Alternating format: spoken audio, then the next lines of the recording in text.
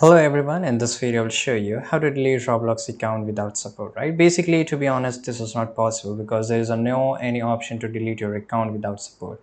So if you don't believe me, I can just take you to the settings, and if you go to the settings here, you will see not a single option where you can just delete your account directly, right? So to delete it, you have only one option, which is, for example, you have to just go to Google, and here you have to just type Roblox delete account, right?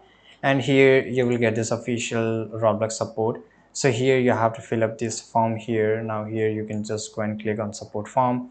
You have to fill up this information, and you have to select the device, and for the type of health category, you have to delete your account. So here basically select it, and you can just delete your account, and make sure you enter your email address because that is very important. So you can only delete your Roblox account with the help of support.